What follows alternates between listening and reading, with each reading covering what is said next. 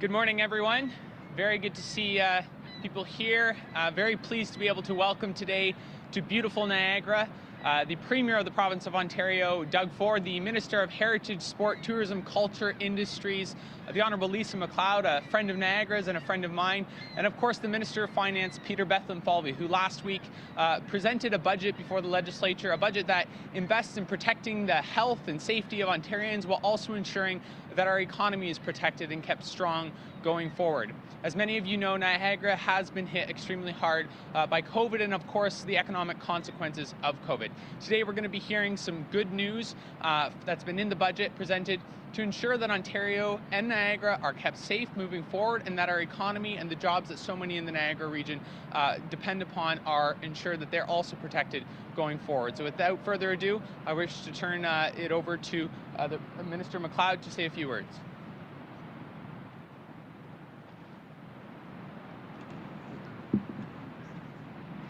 Thank you, Sam. It's great to be here with you in Niagara, alongside our leader, Premier Doug Ford, and our friend, Minister of Finance and Treasury Board President, Peter Bethlenfalvy. This past year has tested the resiliency of Ontario's heritage, sport, tourism, and culture industries unlike any other. They were hit first, the hardest, and are expected to take the longest to recover from the pandemic. While traveling the province last summer, it became clear to me that they face a triple threat: a public health crisis, an economic crisis, and a social crisis. These crises have severely impacted operators of all sizes and in every region of the province, from the large-scale attractions here in Niagara Falls to the many small family-owned bed and breakfasts in the north and everything in between. Pre-pandemic, the sectors I represent supported a spectacular double bottom line: $75 billion in economic activity and a unique social fabric felt in every single community across this wonderful province. Today, they're working to recover more than $20 billion in lost revenues and hundreds of thousands of jobs, including right here in Niagara Falls, a city of 90,000 who lost 40,000 jobs during this pandemic. And our government has acted to support them. We flowed more than $62 million to protect our iconic tourism institutions. We launched a new $105 million community building fund to support nonprofits. We provided $2.5 million to increase museums' digital capacity, committed $25 million to help our artists and our arts organizations, and dedicated $1.5 million to the new Tourism Development and Recovery Fund. We provided $2.5 million for the love of live music, more than $10 million for innovative festivals and events, and $15 million to support our sports sectors, and much, much more. Combined with the supports outlined in the 2021-22 provincial budget, we're providing nearly $1 billion to ensure Ontario remains the best place in the world to live, work, play, and to visit. This funding will go to a suite of sectors who have demonstrated sheer resilience, creativity, and innovation during this pandemic, a true testament to the Ontario spirit.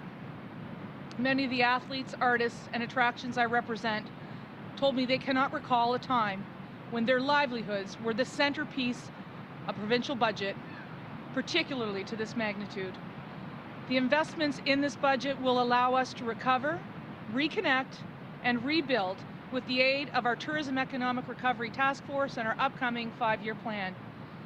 That recovery starts today at Canada's premier tourism destination, known the world over.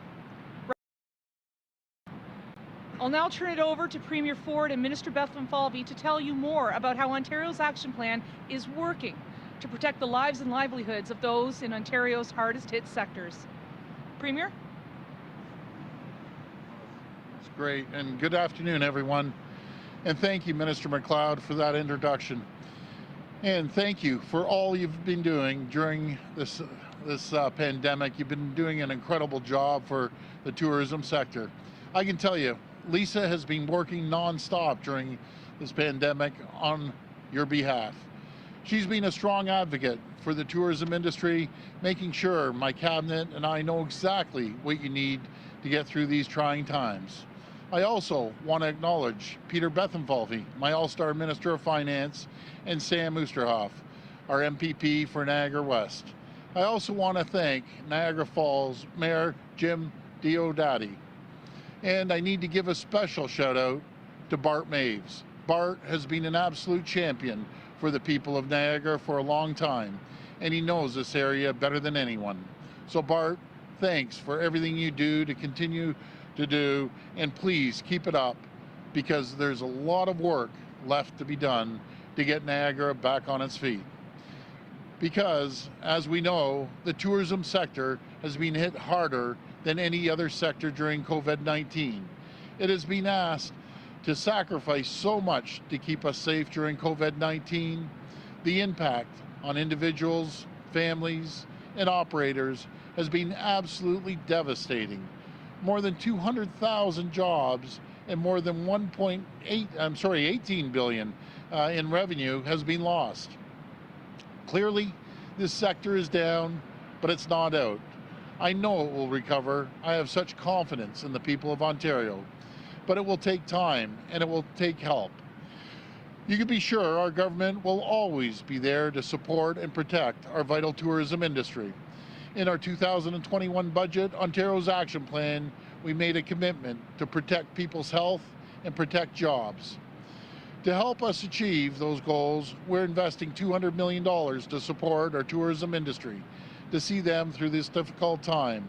This includes $100 million for a new Ontario Tourism and Hospitality Small Business Support Grant, and $100 million for a new one-time recovery program.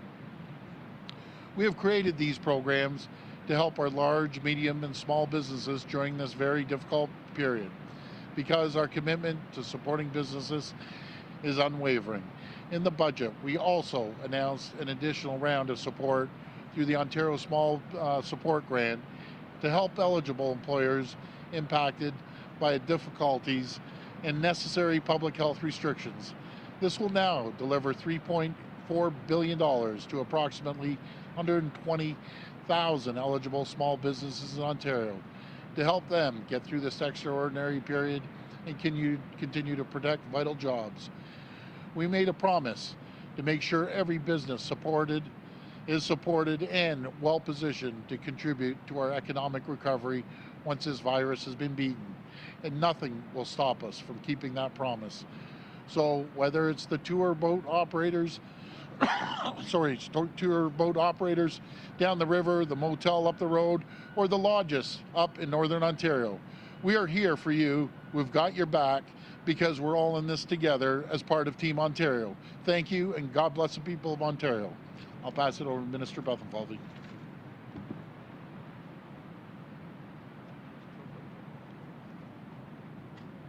Well, thank you. It's just so amazing to be standing here with this backdrop, and also with the incredible Minister MacLeod, who's doing such a great job, Premier Ford and Sam. You guys are doing incredible work. While the world has changed in the past year, our government has remained steadfast in its commitment to do whatever it takes to defeat COVID-19 and keep people safe.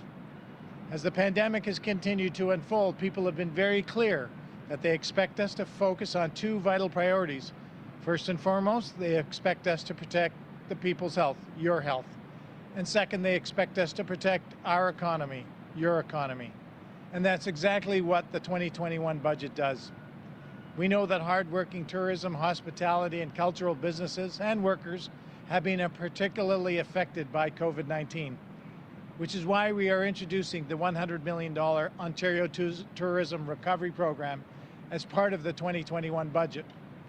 The budget also introduces a new Ontario Tourism and Hospitality Small Business Support Grant, which will provide an additional estimated $100 million in one-time payments of $10,000 to $20,000 to eligible small businesses. Our support for these industries doesn't end there. In fact, through the 2021 budget, Ontario is investing an additional $400 million over the next 3 years in new initiatives to support the tourism, hospitality, and cultural sectors. This builds on previously announced investments of $225 million to support these hard-hit sectors. bringing the total to more than $625 million since the pandemic began. Overwhelmingly, the people and employers of our province have done what it takes to protect each other from COVID-19, even when these sacrifices have impacted their livelihoods. This is especially true in the tourism, hospitality, and cultural sectors. And we recognize these sacrifices. And in the 2021 budget, we are taking further steps to provide direct support to the families, workers, and employers who have sacrificed so much. The 2021 budget brings the government's total investment to protect Ontario's economy to $23.3 billion. That's just part of Ontario's total response to COVID-19, which is now $51 billion over 4 years. Our focus is on protecting health and jobs today and setting the foundation for sustained success in the long run for the tourism, hospitality, and culture sectors, and for the province as a whole. Because we know that economic growth is the way that Ontario will recover stronger from the pandemic. There is hope on the horizon. Ontario will emerge stronger, and communities that make Ontario a great place to discover, like Niagara, are going to play a critical role in making this a reality. Thank you. We'll go to the phone line for questions. First question, please. Mike Crowley at CBC News. Please go ahead. Hi, Mike. Premier, the postponed March break is now coming up. It's just 2 weeks away, and we're actually sitting in a situation where the number of infections happening every day is much higher than it was at the middle of March. What's your government's thinking about whether you need to postpone this break as well, because that was what you said was the right thing to do back in mid-March to keep the kids safe? Yeah.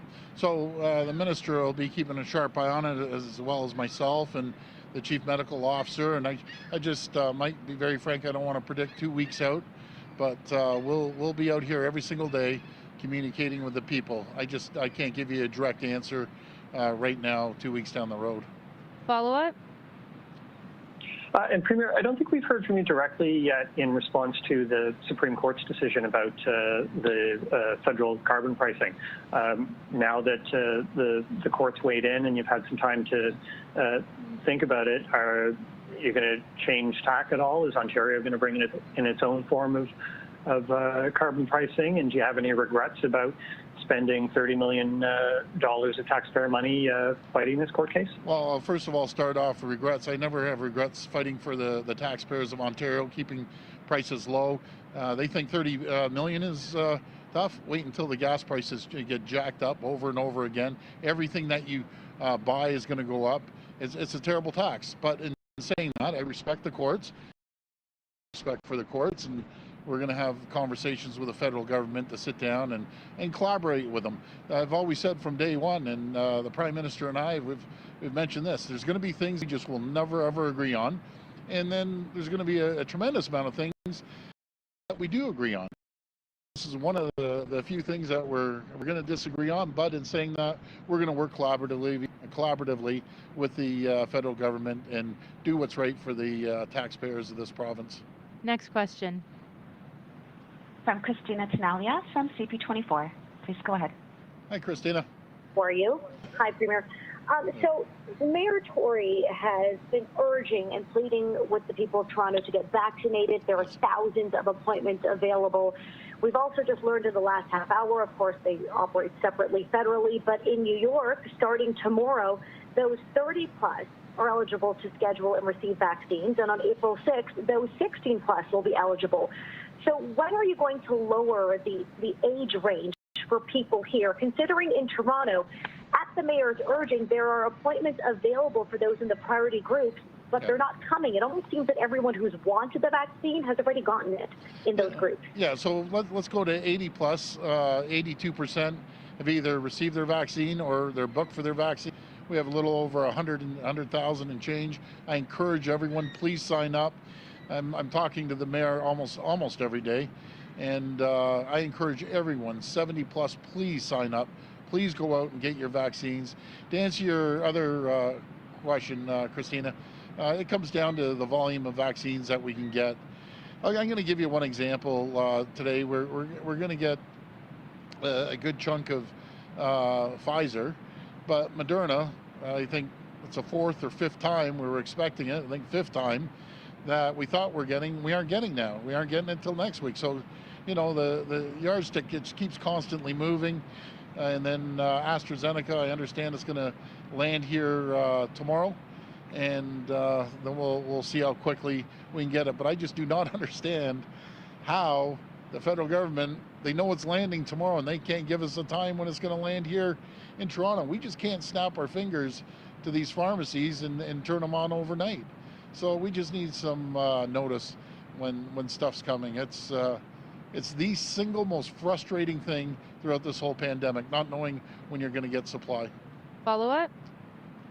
Premier, on AstraZeneca, we've just learned that Prince Edward Island, the province, is suspending the use of AstraZeneca because of rare blood clots associated with the vaccine. The province was using AstraZeneca in those 18 to 39 for those who already had a relatively low risk of severe outcomes from infection. This information also, I should point out, tweeted by Dr. Isaac Bogosh, who is on your vaccine rollout team.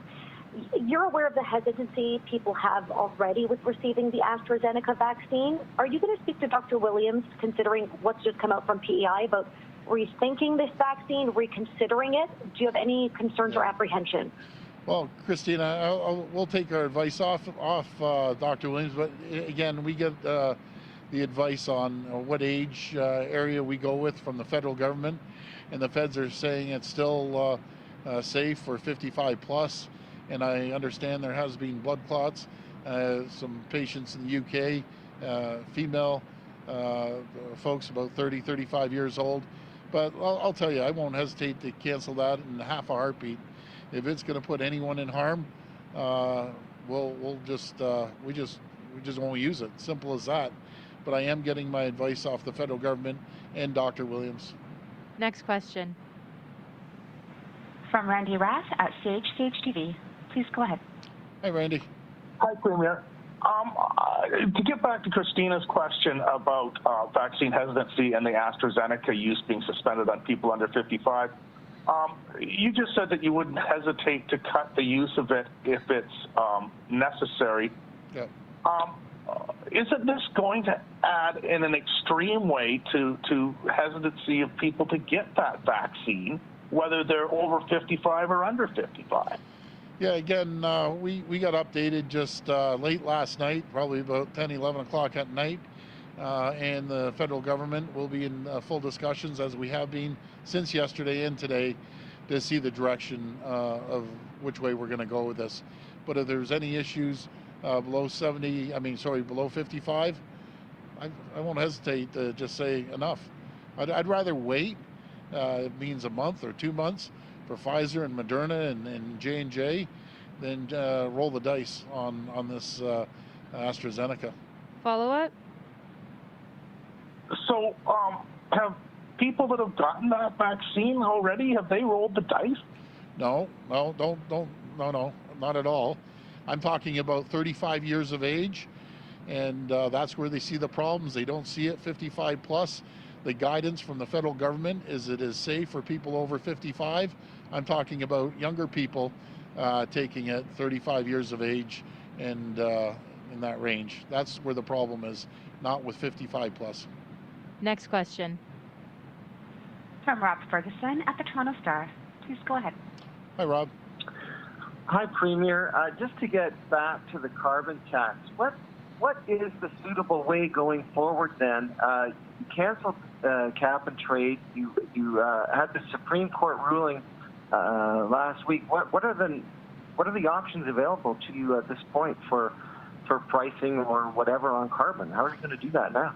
Yeah, you know something, Robert, what I believe in sitting down, talking to the federal government, coming up with a plan that's going to be satisfactory to them, satisfactory to us, and we'll work it out. We'll do the right thing. But what we're doing, we're putting the largest investment into battery-operated cars, which is massive emissions that come out of cars. As we know, we're going to be the largest manufacturer of battery-operated cars anywhere in North America. And I also, we never rule out the confidence in the private sector. With when they're manufacturing any sort of packaging, everything is focused around the environment on any of these major companies, making sure that they use compostable materials, the polyethylene, compostable materials, and I have confidence in them because every major company out there, that's what they're focused on. Follow-up? Thanks, Premier. Just switching gears back to vaccines and AstraZeneca. Yeah. We are seeing cases really rise. I'm wondering, what are the criteria for the new power for the chief medical officer to put an area back into actual shutdown, not just lockdown, but shutdown? What are the criteria for that, and how could this unfolding AstraZeneca situation complicate things? Because there are a lot of people calling for the vaccine strategy to be adjusted to get the vaccines into the hotspots to help keep people out of ICU. Yeah, really, we work collaboratively with the local medical officer, and when the local medical officer puts a request in, there isn't once that we've ever refused their request, and they put it into Dr. Williams, and then from there we move forward. That's what we do, Rob. It's not, it's not too complicated. No one knows their area better than the local medical officer, so we're going to make sure we stick with that protocol, and everyone's going to work together. I want to go back to the message about making sure that people are getting out there, getting vaccinated, and especially in the Toronto regions, the other regions that we moved to 70 plus, please register, make a phone call. Everything seems to be working well online and on the phone call, so please go out and get vaccinated. The quicker we can get vaccines into people's arms, the quicker we can get the economy back up and running. Last question. From Richard Southern at 680 News. Please go ahead. Hi, Premier. Thanks for taking my call. I wanted to ask you about the situation in ICUs. I understand there's more than 400 COVID ICU patients right now, and some of the doctors we've been speaking with say if infections continue at the rate they're continuing now, the ICU situation is going to be in a very bad spot in not too much time. What new actions is your government planning to take today to prevent that from happening, sir? Yeah, it's always concerning. I think we're at, I believe it was 82% that I saw ICU capacity right now. It fluctuates, obviously, depending on what area, but we're going to keep a sharp eye on it. And thank goodness that we put billions of dollars into increasing our capacity. When it comes to ICU and acute care beds, we've created 3,100 new beds in Ontario since this pandemic, and we're going to continue creating more capacity. But we're keeping a very sharp eye on it. And the message is here, I just got off the phone from the cabinet and Dr. Williams. The message is, number one, 50% of the cases are with younger people now. And I got a message to the young folks, guys, this party's not over. You know what I mean? You just got to make sure you follow the protocols, follow the guidelines, because what happens, you bring it home to one of your loved ones, your parents, your grandparents. It's unacceptable. When we're seeing 50% of the cases from young people, and by the way, the young people, when they get in ICU, they stay there a lot longer, so they're taking up more capacity. So I just can't stress it enough. You go down the street, and especially in Toronto, you just can't. Guys, we got to watch it. This is serious. So please follow the guidelines, protocols, and we still have a ways to go before we can loosen anything up. Follow up? Yeah, it just seems that your government is starting to loosen restrictions just as we're starting to see this trend. I wonder if you can weigh in on that as well. I want to press you, if I could, Premier, again about the April 12th school break. I know you say you don't want to predict 2 weeks out, but with the utmost respect, it is the government's job, I think, to try and do their best to predict that. And parents are going to need need a heads up on this. It's 2 weeks away. Is there any more you could say about whether or not that break is going to happen, sir? I agree 100% with you. They need the 2 weeks. But God forbid we say we're going to close it, we're going to open it, and things change drastically. We see the numbers going up at a rapid speed right now. By the end of the week, we'll have a clear direction that will still give people at least a week to 10 days notice. But I understand people have to make plans. Thanks, everyone. Thank you, everyone. Thank you.